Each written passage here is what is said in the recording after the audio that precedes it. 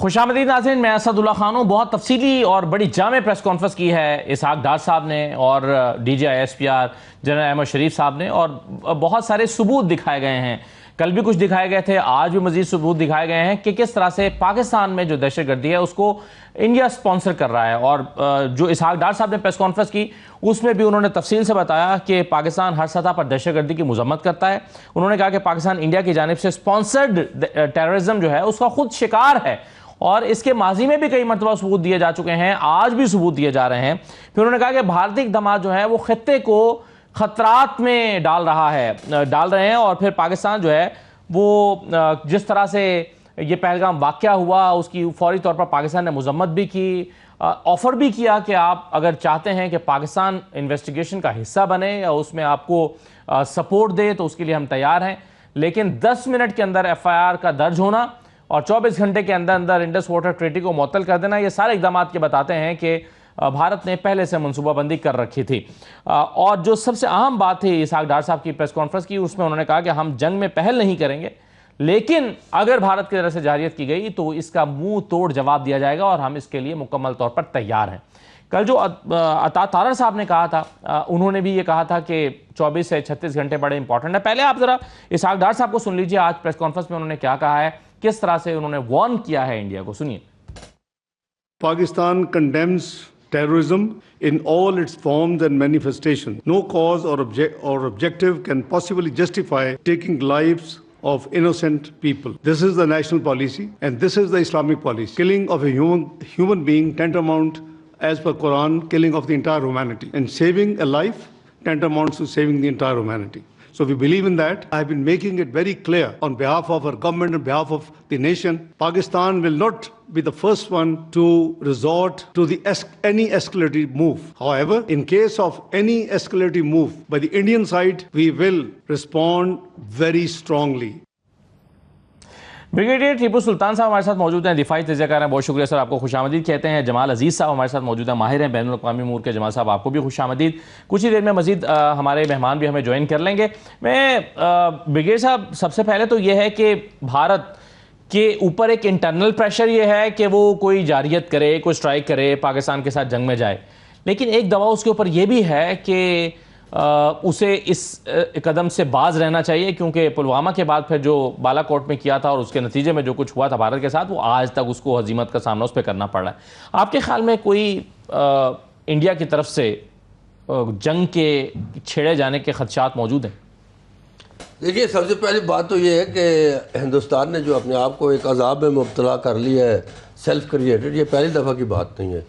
नरेंद्र मोदी जो है वो 3 इलेक्शन जीत चुका है अपने आदमी मार मार के, चाहे वो पुलवामा हो या कोई और हो, ये तो उनका एक पैटर्न रहा है। दूसरी बात सबसे इम्पोर्टेंट ये है मेरे भाई कि अगर आप किसी की कोई ताकत है कि नशे में आप जो है वो चूर है और आप किसी मुल्क से जंग करना चाहते हैं, तो उसका मकसद जो है वो आपको पता होना चाहिए कि क्या है और वो मकसद क्या आप हासिल कर लेंगे। अगर आपका मकसद ये है कि पाकिस्तान को सबड्यू करना है या पाकिस्तान को सपोजिटली कोई अपना खुद को जख्म लगा के किसी और को जो है वो सबक सिखाना है, तो क्या आप उसमें कामयाब होंगे? पहले भी आपने अपना मुंह काला कराया है, अभी भी आप अपना मुंह काला कराने जा रहे हैं, तो क्या आप हासिल करना चाह रहे हैं? हिंदुस्तान के अंदर सवाल उठ रहे हैं। उनके जो पढ़े लिखे लोग हैं और जो संजीदा तजज़ियाकार हैं, वो ये समझते हैं कि हिंदुस्तान की लीडरशिप ने हिंदुस्तान को एक अजाब में मुब्तला कर। दूसरी तरफ आपको ये सोचना चाहिए कि आपको मुकाबला है एक ऐसे मुल्क की अफवाज से जो कि ट्रेंड है, डिसिप्लिन्ड है, पिछले 3-4 दहाइयों से लड़ाई लड़ रही हैं और उन्होंने अपना लोहा मनवाया है और वो कुर्बानी देना जानते हैं। देखिए, जब जंग होती है ना, दोनों तरफ नुकसान होता है जी। अब मतलब ये है कि बड़ी बड़ी जो शोराए आफाक जंगें हुई हैं, जो इब्तदाई इस्लाम में, मिडीवल इस्लाम में, और जो मंगोलों के ख़िलाफ़ लड़े ममलूक्स जो है एन जालूत में जी, नुकसान हुआ, लेकिन जीत तो वो गए। और लड़ाई का जो जंग का नतीजा होता है, अगर आपको अपनी स्ट्रेटजी नहीं पता, अपनी सिमत नहीं पता, आप कंफ्यूज्ड हैं और आप सिर्फ एक नफरत की आग में जल रहे हैं और उसके लिए अपने मकासद हैं, तो आप कभी भी कामयाब नहीं होंगे। और हिंदुस्तान को ये पता है। अब उन्होंने ये सारा जो फसाद बिल्डअप किया है, अपने आप को खुद जख्म लगा के खुद करके, ये हमारे जनरल साहब जो है, जो अभी ब्रीफिंग दे रहे थे, आपने सुनी है, ये बिल्कुल सच है। और मैं आपको ये बताऊं कि कभी भी हिंदुस्तान ने पाकिस्तान की ये बात नहीं मानी कि आए देखें यार, अमन से रहे, देखते हैं किसकी गलती है, उसका अदाला करें। आ नहीं सकते बिकॉज उनके पास है कुछ। सही है, मगर अब इससे वो क्या हासिल करेंगे? क्या ऐसा लगता है कि इंडिया फंस गया है? और हमने जो इसको कैलकुलेट किया है, या हमारे पास इंटेलिजेंस रिपोर्ट्स हैं, अता तारा साहब ने, जरा सुन लीजिए, उन्होंने कहा कि हम 24 से 36 घंटे बड़े इंपॉर्टेंट हैं और उसमें जंग शुरू हो सकती है। हमारे साथ नगमाना हाशमी साहिबा भी मौजूद हैं, साबिक सफीर हैं। लेकिन नगमाना साहिबा की तरफ जाने से पहले मैं जमाल साहब चाहूँगा कि आप इस पर आपका क्या ख्याल है कि क्या जंग दरवाजे पर खड़ी है? जी, इंडिकेशंस तो यही लग रहे हैं, मगर मुझे जो फ्रॉम अ लीगल पर्सपेक्टिव जिस बात से मैं काफ़ी सेटिस्फाइड हूँ कि जो पाकिस्तान की रिस्पॉन्सेज सो फार आ रही हैं और जो हमारी स्ट्रेटिजिक कम्युनिकेशन है वो बड़ी बैलेंस्ड है, बड़ी मैच्योर है और लीगली वैलिड है। हम जो कह रहे हैं कि हम अटैक नहीं करेंगे, वी विल रिस्पॉन्ड इफेक्टिवली, ये इंटरनेशनल लॉ में हम कह रहे हैं कि सेल्फ डिफेंस का हम राइट रखते हैं, we are using the right language. उसके अलावा टेररिज्म की जो हम अभी एविडेंस दिखा रहे हैं, दीज आर थिंग्स जो हमें बड़ी इफेक्टिवली और अग्रेसिवली इंटरनेशनल फोरम्स पे through proper legal mechanisms, international criminal law के, म्यूचुअल लीगल असिस्टेंस फ्रेमवर्क्स के, यूएन सिक्योरिटी काउंसिल मैकेनिज्म्स के नीचे we need to agitate these issues. Plus हमारा जो इंडस वाटर ट्रीटी पे सो फार स्टेटमेंट आई है NSC की, और फर्दर होपफुली जो एक्शंस होंगे, they also need to be very legally grounded and they need to be very aggressive and assertive. सही है। नगमाना साहिबा, आप कैसे देख रही हैं जिस सतह पर टेम्परेचर को इंडिया ले गया है, क्या अब उसकी मजबूरी हो गई है कि वो कोई ना कोई स्ट्राइक करे और किसी तरह से पाकिस्तान के साथ एक किसी भी सतह की जंग में या मिनिमम भी चलिए लेवल पर हो सकती है? क्या इंडिया की यह मजबूरी हो गई है या इस सिचुएशन से वो खुद को निकाल सकता है? Thank you very much. देखिए, ये तो इस बात में तो कोई शक ही नहीं है कि उन्होंने जिस किस्म का इस पे टेम्परेचर को रेज किया है और जिस किस्म का उन्होंने पूरे अपने मीडिया को भी और अपनी कौम को भी सबको जज्बाती तौर पे बहुत अलर्ट कर दिया है, और जिस लेवल पे वो इसको ले गया है, इंटरनेशनल प्लेटफॉर्म पे भी उसने तूफान मचा दिया, लेकिन उसको बेसिकली वो जवाब नहीं मिला है, वो रिस्पॉन्स नहीं मिला है, और वो इनकरेजमेंट नहीं मिली है ना उनके इंटरनेशनल कम्युनिटी से, ना ही अपने अंदर से जो उनके उठने वाली आवाज़ें हैं वो उनके इस बयानिए के साथ खड़ी नज़र आती हैं। तो अब जाहिर सी बात है, जब आप किसी भी चीज़ को इतने हाई लेवल पे ले जाते हैं और इतना उसका टेम्परेचर रेज कर देते हैं, तो आपको फेस सेविंग के लिए कुछ ना कुछ करना पड़ता है। अब ये देखिए, कल जो इन्होंने बिना बगैर किसी प्रोवोकेशन के 2 सेक्टर्स में गोलाबारी की, जिसका उन्हें भरपूर तरीके से जवाब दिया गया, एंड राइटली सो। तो उनको अब कोई ना कोई चीज करके अपने आप को किसी तंग गली में से निकलने को उनको कोई रास्ता चाहिए अब। तो वो थोड़ा बहुत तो इसको मेरा ख्याल है टेंशन्स को रेज करेंगे, बट वेदर ये फुल फ्लेज्ड वॉर की तरफ जाएगा, that we need to wait and see. But as far as Pakistan is concern, मेरा ख्याल है हमने बहुत ही तहम्मुल का मुजाहरा किया है, और हमने बड़े ही बुर्दबारी से और बड़े कॉन्फिडेंस से और बड़े लॉजिकली उनकी हर बात का जवाब दिया है। और हम अभी, मैं प्रेस कॉन्फ्रेंस भी सुन रही थी, और पिछले दिनों हम सब जो हुकूमत की तरफ से बयानात आए हैं, फौज की तरफ से बयानात आए हैं, उनको बड़े गौर से हमने देखा है। आई थिंक पाकिस्तान बहुत स्ट्रॉन्ग फुटिंग पे है। उसकी वजह यह है कि हमने फौरन ही देखिए बहुत सख्त अल्फाज में टेररिस्ट अटैक्स को कंडेम किया है, और हमने कहा है कि आज भी उसकी रीइटरेशन हुई है कि we condemn terrorism in all its forms and manifestation, और कोई भी वजह जो है उसको बहाना बना के टेररिज्म की तरफ नहीं जाया जा सकता। सेकंड बात यह है कि हमने बहुत फौरन ही कह दिया था, और बार बार हम ये रीइटरेट कर रहे हैं कि भाई आप न्यूट्रल थर्ड पार्टी वो करवा लीजिए इन्वेस्टिगेशन, और हम भरपूर उसमें हिस्सा भी लेने को तैयार हैं। सारा जो नैरेटिव बनाया गया है ये इंडिया ने खुद बनाया है पाकिस्तान को बदनाम करने के लिए और पाकिस्तान को एज प्लॉय यूज करने के लिए कि जी उनको अब उनके कई आपने देखा है कि प्रोविंसेस में अब इंतखाबात भी होने को जा रहे हैं, उनके वाइस प्रेसिडेंट बिहार में भी इलेक्शंस हो रहे हैं, सही थे, तो जाहिर सी बात है वो चाह रहे थे कि इंटरनेशनल कम्युनिटी एक दफा फिर पाकिस्तान की तरफ तवज्जो कर दे और उनके अपने यहाँ जो ह्यूमन राइट्स वायलेशंस हो रही हैं, इंटरनेशनल लॉ वायलेशंस हो रही हैं और वो खुद जो इंटरनेशनल टेररिज्म कर रहे हैं उस पे से थोड़ा सा अटेंशन डाइवर्ट हो जाए। लेकिन अनफॉर्चुनेटली ये तो उनके अपने, अनफॉर्चुनेटली फॉर देम, कि वो उनके अपने ही गले पड़ गया है सारा मामला, क्योंकि आप देखें कि यूएस ने भी ये बेट नहीं ली और उन्होंने कहा है कि जी हम टेररिज्म के खिलाफ हैं, बट ये दो कश्मीर का मामला जो है ये एक तनाज़ा है, हल होना चाहिए। बिल्कुल देखे ना, तो बेसिकली जो हम जब कश्मीर की बात करते हैं, जम्मू और illegally Indian occupied Jammu and Kashmir की, तो ये कहते हैं कि पाकिस्तान जो है उसे इंटरनेशनलाइज कर रहा है, ये बायलैटरल इशू है।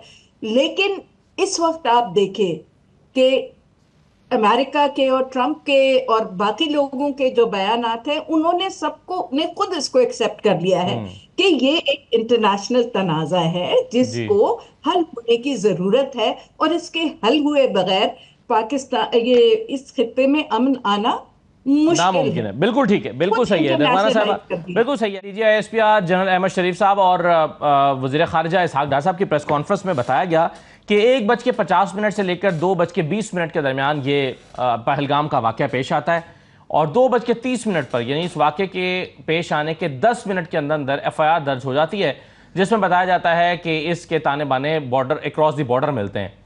क्या 10 मिनट के अंदर अंदर जहां पर एक पुलिस स्टेशन 5.3 किलोमीटर के फासले पर है, एक हिली रोड के ऊपर, यानी जो पहाड़ों का फासला होता है वो ज़्यादा वक्त लेता है तय होने में, तो यहाँ पुलिस स्टेशन तक पहुँचने में तकरीबन 30 मिनट लग सकते हैं, लेकिन पाकिस्तान को मुर्द इल्ज़ाम ठहरा दिया जाता है। क्या इस मुकदमे में, इंडिया के मुकदमे में कुछ सॉलिड ग्राउंड्स मौजूद हैं? जमाल अजीज साहब, आप कैसे देख रहे हैं? अगर इसको इंडिया किसी फोरम पर ले जाना चाहे, वो जस्टिफाई कर सकता है अपने इल्ज़ाम को? जी देखिए, इसमें दो इश्यूज़ हैं। एक तो ये है कि when we talk about attacks on civilians whether in Pakistan और इंडिया, तो सिविलियन लॉस जब होती है तो वो टेररिज्म के फ्रेमवर्क में आती है।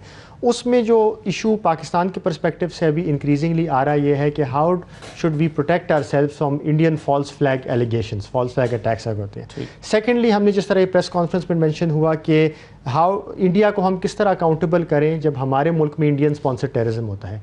तो इसमें now I think the time has come कि पाकिस्तान प्रपोज करें डिफरेंट मैकेनिज्म्स, UN मैंडेटेड हो सकती हैं या सेपरेट इंटरनेशनल एग्रीमेंट्स के थ्रू हो सकती हैं, मेमोरेंडम्स के थ्रू, जिसमें एक आइडिया ये है कि आप जॉइंट इन्वेस्टिगेशन टीम दोनों तरफ से स्टैंडिंग रखें, इंडिया पाकिस्तान की तरफ से, with third party neutral monitoring, जिसमें फोरेंसिक्स एक्सपर्ट्स हो, इन्वेस्टिगेटिव एक्सपर्ट्स हो, जो इन चीज़ों को एक फोरम बन सके जहाँ पे एविडेंस दिया जा सकता है। That is one thing.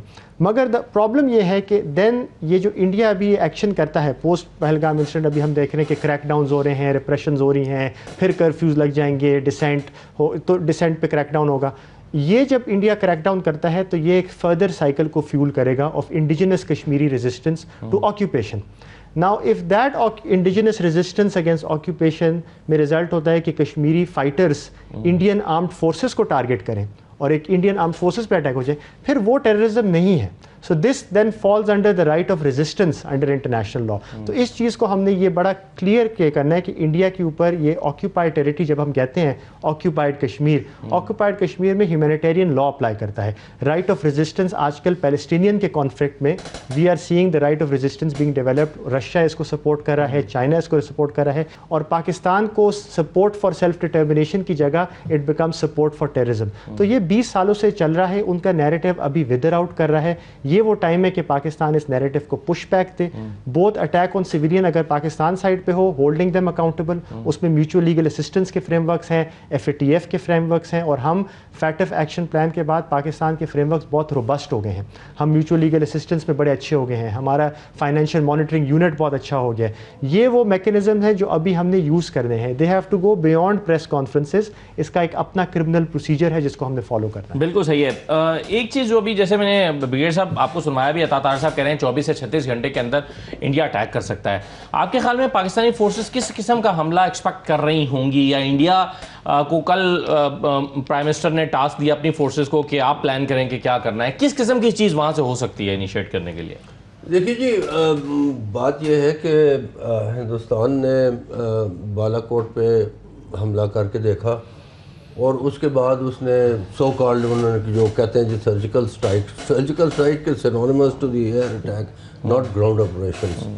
तो वो को पिन प्रिक्स करना चाहते हैं, कोई ग्राउंड ऑपरेशन करना चाहते हैं, हो सकता है कोई मिसाइल अटैक कर दें जिसमें उनकी एम्बेरसमेंट कम होगी कि मिसाइल जा रहा है उसके ख़िलाफ़, जो अगर हाइपरसोनिक है तो कहीं ना कहीं जाके लगेगा वो, उसको हो सकता है कि एंटी मिसाइल सिस्टम ना पकड़ सके। तो लेकिन असल में बात सोचने की ये है कि we can go over it again and again कि India is doing it from Balochistan to Waziristan to killing their own people etcetera. Point is कि अब इंडिया अगर तैयार हो गया लड़ाई के लिए, जो कि वो है, तो फिर आए ना, एक आ जाए ताकि ये फैसला हो जाए कि जी ये क्या है।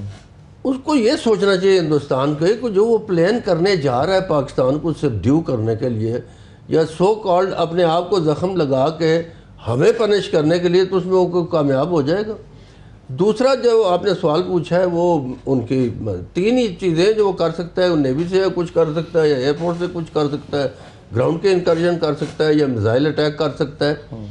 तो मेरे ख्याल में एक major military operation on ground, मुझे जो एक कन्वेंशनल अटैक है cross the border involving armour, infantry and तोफाना एंड एवरीथिंग, वो एक कन्वेंशनल चीज़ मुझे होती हुई नज़र नहीं आती। कहीं पे कुछ लिमिटेड मोस्ट प्रोबेबली आपको ये एयर स्ट्राइक या मिसाइल अटैक, कोई मेरा ख्याल है शायद वो, मेरा अपना ये ख्याल है, I don't know, I am not privy to the information, लेकिन हो सकता है कोई मिसाइल किसी जगह पे वो मारने की कोशिश। जब पुलवामा का मामला हुआ था और उस वक्त बालाकोट पे उन्होंने एक अटैक करने की कोशिश की, फुसफुसा सा, उसमें हम उसके लिए तैयार नहीं थे, लेकिन फिर भी पाकिस्तान ने उसको रिस्पॉन्ड किया और ऐसा किया कि वो उनको नस्लें याद रखेंगे। लेकिन तैयार थे हम। देखिए वो उनके 3 ग्रुप्स उड़े जहाज़ों के उस दिन, जिन्होंने बालाकोट पे अटैक किया। They showed up in the south, they showed up in front of across Lahore, फिर कश्मीर में फिर इकट्ठे होके वो कश्मीर की तरफ हो गए। उन्होंने स्टैंड ऑफ वेपन इस्तेमाल किए। उन्होंने जो स्पाइस 2000 बॉम्ब मारा बना हुआ बालाकोट के ऊपर, उसको वो सही फीड नहीं कर सके। और पाकिस्तान कॉम्बैट एयर पेट्रोल भी था, पाकिस्तान स्क्रैम्बल्ड ऑल्सो दे रहे। ऐसी ये लोगों को बड़ा गलत ख्याल है कि हम तैयार नहीं थे। हम बिल्कुल तैयार थे, बिल्कुल तैयार थे, और उन्होंने बम जो है अपना रिलीज करके भागने की कोशिश की। वो स्टैंड ऑफ वेपन सिस्टम होता है, 50-60 किलोमीटर वो बम चला जाता है, उसको फीड होता है ज्योग्राफिकल डाटा, उसको पता होता है कहाँ जाके लगना है। मेरा सवाल ये है ब्रिगेड साहब कि क्या हमने अपने टारगेट्स लॉक करके इस वक्त रखे होंगे पाकिस्तानी फोर्सेस ने? Absolutely and they know it. मैं आपको ये 100% कह सकता हूँ कि हमारी कैपेबिलिटी से अंदर से घबरा, हमारे पास इंटेलिजेंस भी है, हमारे पास बिल्कुल पूरी खबर है कि वो क्या कर रहे हैं। अच्छा, और हमने उसका काउंटर भी जो है वो ढूंढा हुआ है। और we means no words. Army chief ने जो कहा है कि हम इस मुल्क का दिफा करना जानते हैं, तो ये बिल्कुल सच्ची बात है कि हम इसका दिफा करना जानते हैं, और उनको भी ये बात पता है। उनको प्रॉब्लम ये हो रही है कि वो I am sure they must be considering over last about 7 to 8 days many options कि हम क्या क्या कर सकते हैं। उनकी डिले इसीलिए हो रही कि वो ये फैसला नहीं कर पा रहे कि एक्चुअली उन्होंने क्या करना है। जब वो फैसला कर लेंगे कि एक्चुअली उन्होंने क्या करना है, तो हमें मालूम हो जाएगा। वैसे भी इस वक्त वो इंडिया वाले पॉलिटिकल साइड से भी कंफ्यूज हैं, मिलिट्री साइड से भी कंफ्यूज है। उनका नॉर्दर्न एयर कमांड का जो जर्नल जी है हाँ। जो उधमपुर में बैठता है, वो जहाँ पे ये सारा कुछ हो रहा है सपोजिटली, वो खुद उन्होंने बुला लिया है उसको, उसके खिलाफ इंक्वायरी शुरू होगी। कुछ छोटी मोटी बात नहीं है। उनके अंदर, उनकी फोर्सेस के अंदर हिजान है। हमारी फोर्सेस के अंदर कोई हिजान नहीं है। हम में बिल्कुल समुद्र की तरह काम है, हमारे में डेप्थ है, हमारे में कैपेबिलिटी है। हम जान देना जानते हैं और हमने जाने दी हैं और जाने दे रहे हैं हम। उन्होंने 100 बंदे भेजने की कोशिश की है ना क्रॉस ड्यूरेंट, देना भी जानते हैं और लेना भी जानते तो हैं। आपको पता है उनका क्या क्या असर हुआ है? बिल्कुल सही है। पिछले 6-7 दिन में तकरीबन हमने 100 दहशतगर्द उनके जो ख्वारिज है वो मार दिए। तो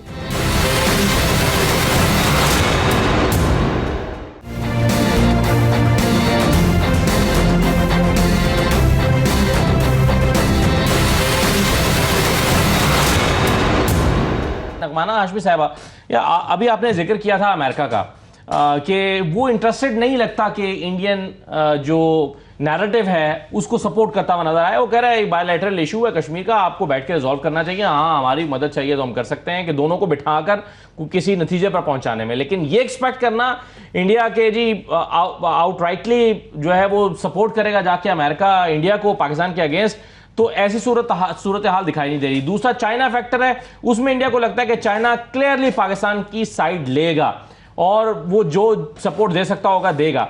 तो क्या आपके ख्याल में इंडिया के प्लान्स के मुताबिक बैलेंस आउट हो गया है? देखिए, आपके काफी कॉम्प्रिहेंसिव सवाल का तो अगर मैं जवाब देना शुरू करूं तो वह लंबा हो जाएगा। लेकिन कहते हैं कि बहुत ज़रूरी होता है कि आप हवा का रुख जो है उसको पढ़ सके सही तरीके से। एंड आई थिंक इंडिया ने शायद इस वक्त जो हवा का रुख है उसको इतना अच्छा रीड नहीं किया, क्योंकि फॉर्चुनेटली इस वक्त तो जो हवाओं का रुख है वो पाकिस्तान की तरफ बहुत फेवरेबल है। अभी हमें देखें, हमने हमारी यूएस के साथ अपनी रिलेशनशिप भी अच्छी है और काउंटर टेररिज्म में तो हमारी रिलेशनशिप उनके साथ बहुत अच्छी है। अभी हमने उनको बहुत बड़ा उनका वांटेड टारगेट जो है उसके अप्रहेंड करने में हमने मदद की है।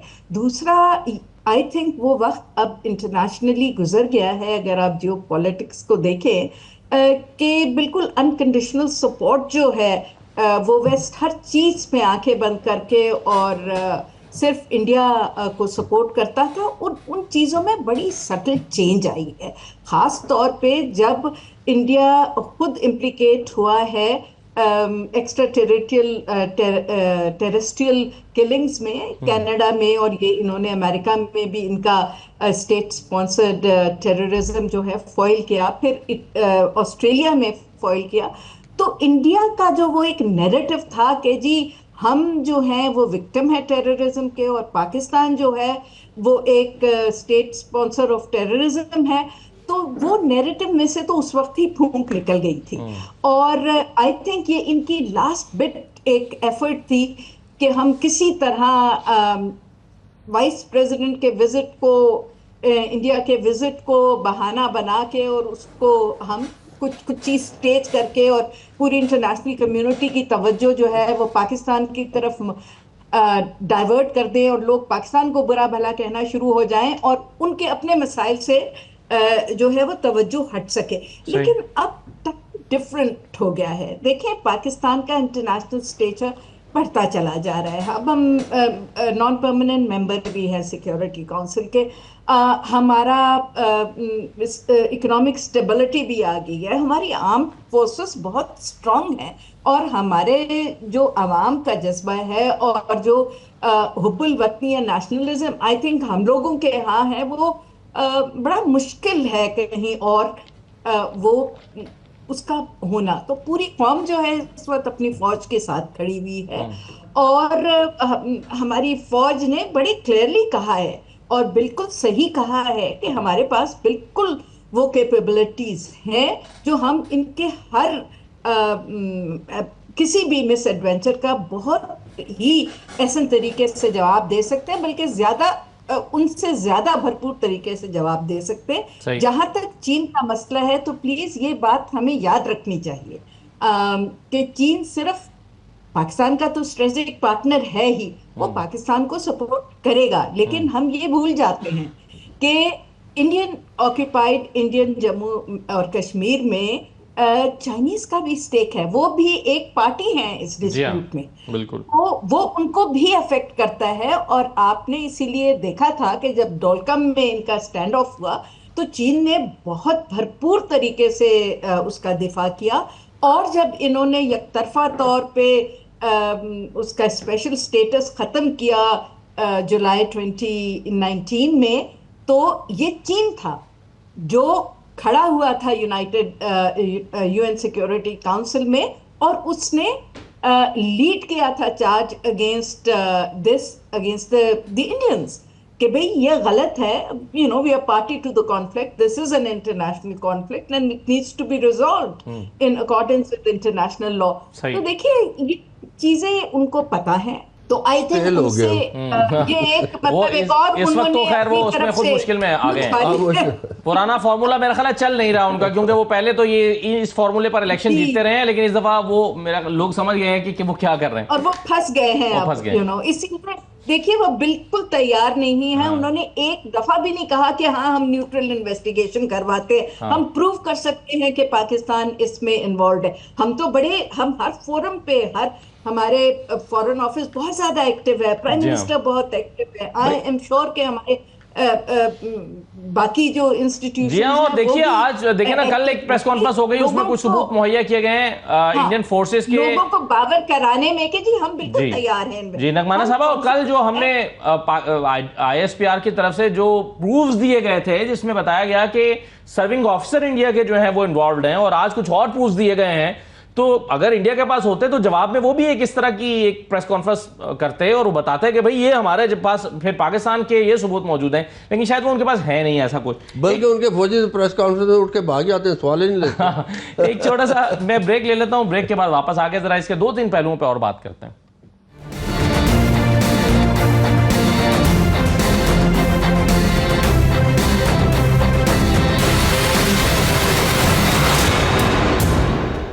ब्रेक के बाद दोबारा खुशामदीद कहते हैं। एक चीज़ जो इंडिया ने सबसे पहले की इस वाक़े के बाद, वो इंडस वाटर ट्रीटी को जिस तरह से उसने सस्पेंड किया, और मैं इसके बारे में इंडियन मीडिया को देख रहा था तो उसमें उन्होंने कहा कि जी ये तो वर्ल्ड बैंक का मुआहदा था, तो आप चले जाइए वर्ल्ड बैंक के पास, वर्ल्ड बैंक अगर हमें नहीं फंड करेगा तो हमें से कोई फ़र्क नहीं पड़ता, हम तो अमीर मुल्क हैं, हमारे पास तो पैसे हैं, हमें उनकी ज़रूरत भी नहीं है, तो ये मसला तो पाकिस्तान को होगा। जमाल अजीज साहब, इज दैट सो सिंपल कि वर्ल्ड बैंक के पास जाएं और वर्ल्ड बैंक से कहेगा जी आइंदा आपको कोई फैसिलिटी नहीं मिलेगी? ये कोई ऐसी चीज़ है कि बैंक आपको अपनी फैसिलिटी ब्लॉक कर दे बस? नहीं जी, ये इंडियन मीडिया में तो जिस तरह की स्टेटमेंट्स होती हैं तो इसको डिसरिगार्ड करना चाहिए। इंडस वाटर ट्रीटी जो है एक इंटरनेशनली बाइंडिंग ट्रीटी है बिटवीन इंडिया एंड पाकिस्तान।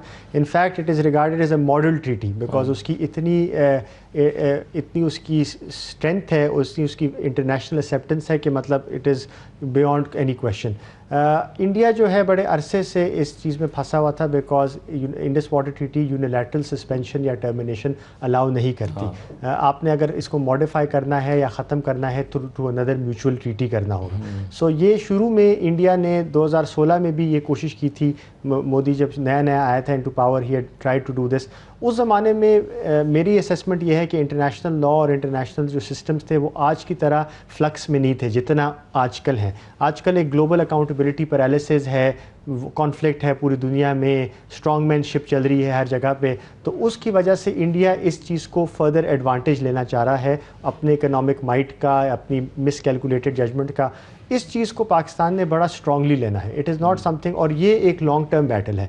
ये नहीं होगा कि हम एकदम दुनिया के कोर्ट से कोई स्टे ले लेंगे या कोई एकदम फैसला हो जाएगा। आपके ख्याल में इंडिया पाकिस्तान को हार्म कर सकता है इस मामले में? सो लॉन्ग टर्म इसके डेफिनेटली इसके कंसर्न्स हैं बिकॉज इंडस वाटर ट्रीटी जो है एक वाटर शेयरिंग अरेंजमेंट है, इसके अंदर बड़ी टेक्निकल बातें हैं रिलेटिंग टू कोऑपरेशन, और ख़ासकर जो पाकिस्तान इंडिया की तरह जो मुल्क जो जनरली पिछले 10 सालों से डीप फ्रीज में, वो क्रिकेट भी नहीं खेल रहे आपस में, में। तो इंडस बेसिन जो इतना एक क्रिटिकल एक रिसोर्स है hundreds of millions of people के लिए, उसके लिए ये एक ए पोलिटिकल फॉरम था जहाँ पे डिस्प्यूट्स रिजॉल्व हो सकती थी, डाटा शेयरिंग हो सकता था। ये एक हाईली इररिस्पॉन्सिबल स्टेट प्रैक्टिस उन्होंने डिस्प्ले की है by unilaterally trying to abrogate this. इससे मगर स्ट्रेटिजिक अपॉर्चुनिटीज़ भी हैं। स्ट्रेटिजिक अपॉर्चुनिटी ये है कि पाकिस्तान अभी कश्मीर जो डिस्प्यूट है उसको रिक्लासिफाई कर सकता है, not just as a human rights issue but now as a water security, climate change, environmental impact issue. उसकी ट्रैक्शन बहुत ज़्यादा होगी, इंटरनेशनली भी उसकी ट्रैक्शन होगी और उसका इम्पैक्ट ग्लोबल स्टेबिलिटी में बहुत ज़्यादा है और ख़ासकर माइग्रेशन के ऊपर बहुत ज़्यादा है। So countries in the west which are very worried about migration और ये सारी फ्लोज पे इसका डायरेक्ट इम्पैक्ट है। सो आई थिंक हमारी टॉकिंग पॉइंट्स बड़े स्ट्रेंथन हो जाएंगे, बट इस पर हमें सस्टेन्ड ऑफेंसिव करना होगा। इंडिया ग्लोबल साउथ का लीडर बनना चाहता है क्लाइमेट चेंज में, इस चीज़ को हमने टारगेट करना है, हमने नए डिस्कोर्सेस को एक्टिव करना होगा, हमारी फॉरेन ऑफिस को टेक्निकल सपोर्ट की ज़रूरत होगी ऑल ओवर द वर्ल्ड। और ये सस्टेन्ड मोमेंटम हमने 1 साल नहीं 5-10 साल चलाना है ताकि पाकिस्तान को स्ट्रेटिजिक विक्ट्रीज मिल जाएं इन दिस एरिया। बिल्कुल सही है। एक बात मैं आपसे कहना चाह रहा हूँ प्रोग्राम ख़त्म होने से पहले। देखिए हम जब 1950, 60, 70s को देखते हैं और अभी को देखते हैं, रूल ऑफ लॉ दुनिया में ख़त्म हो गया और इंटरनेशनल कोर्ट ऑफ जस्टिस जो है उसकी जो डिस्पेंसेशन है, जो उसके डिसीजन है, उसको रिस्पेक्ट ना करना है। और सब चीज़ें फ्लाउट करके आप रशिया को एनसर्कल करके जी मैं नेटो में आ रहा हूँ, मैं जा रहा हूँ और उधर लड़ाई करा दी। तो इसी तरह ना अमेरिका उसको रिस्पेक्ट कर रहा है इंटरनेशनल लॉ को, उन्होंने ट्रीटीज़ कैंसिल किया, ईरान के साथ भी कैंसिल की, वेदर क्लाइमेट चेंज के भी कैंसिल की उन्होंने ट्रीटी यूनिलैटरली, और एक मस्त हाथी की तरह उन्होंने जो है वो इंटरनेशनल ट्रीटीज़ की कोई रिस्पेक्ट नहीं की। तो इंडिया सीज दिस अपॉर्चुनिटी के ये अब इसमें मैं भी बहती गंगा में हाथ धो लूँ और मैं भी ये कैंसिल कर लूँ जो इंटर बेसिन ट्रीटी है। लेकिन वो ये सही फरमा रहे हैं कि इसकी वर्ल्ड इंटरनेशनल उसकी गारंटीज़ हैं और ये एक मॉडल ट्रीटी है। लेकिन क्या करें कि इंडिया जो है उसको किसी कानून को मानने के लिए तैयार नहीं है। अब वो पानी रोकना चाहता है, वो पानी रोकने की उसको ऑपरेशनलाइज करने के लिए उसको वक्त चाहिए और पाकिस्तान उसके सामने खड़ा है और शीशा पिलाई दीवार की तरह खड़ा है। वो जब उसको कुछ और करेंगे तो फिर उसको देखेंगे। Right now the problem at hand is कि उन्होंने ये जो बिल्डअप किया हुआ है इतना बड़ा पसाड और ये एक्सप्लोसिव के ऊपर खुद जाके बैठ गए हैं और ये लावा फटने वाला है उनके लिए और अब उनको समझ नहीं आ रही क्या करें और वो कोई बेवकूफ़ी करने जा रहे हैं सपोजिटली। और उसका मदावा जो है वो हमारे पास है। दुनिया को ये बताना चाहिए कि ये एक ऐसा मुल्क है कि हिरोशिमा और नागासाकी के बाद ये पहली न्यूक्लियर वॉर जो है वो करने जा रहा है। देखिए इंडिया ने यूनिलैटरली हमसे बात नहीं की, मेरे ख्याल है एक दहाई से ऊपर बात हो गई है।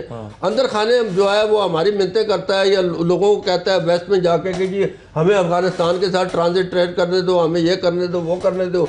ऊपर से जो है उनके मुंह में कोई सही बात निकलती नहीं है। उनकी नफरत ख़त्म नहीं होती पाकिस्तान के ख़िलाफ़, उनकी नफरत ख़त्म नहीं होती मुसलमानों के खिलाफ। तो इस लावा जो वो पका रहा है तो क्या वो एक रीजनल इंटेंशन जो रखता है, इस किस्म के शैतानी जो है वो ख्यालात रख के उसमें वो पूरा उसको कर सकेगा कि नहीं कर सकेगा।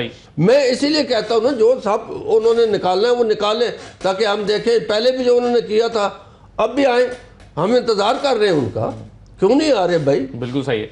नहीं वो बिल्कुल आप सवाल कर रहे हैं क्यों नहीं आ रहे, मेरा जवाब ये कि वो घबरा रहे हैं तो डरे बैठे। नगवाना साहब आप फॉरेन ऑफिस के पास क्या ऑप्शंस हैं इंडिया के इस प्रोपेगेंडे को पूरी दुनिया के सामने अनवेल करने के लिए, ख़ास तौर पर जो दुनिया की हिमायत हासिल करने के लिए और बताने के लिए कि ये फॉल्स फ्लैग ऑपरेशन था और एक पैटर्न है, एक और दहाइयों से एक पैटर्न है कि जब इलेक्शन हो रहे हों कोई डिग्नेटरी अमेरिकन या कोई और अगर अमेरिका कोई इंडिया का विजिट कर रहे हों, टूरिस्ट को अटैक किया जाता है। चिट्टी सिंहपुरा का वाकया है, 2000 का केरला टूरिस्ट अटैक है, पुलवामा है, उड़ी है, बेशुमार अटैक।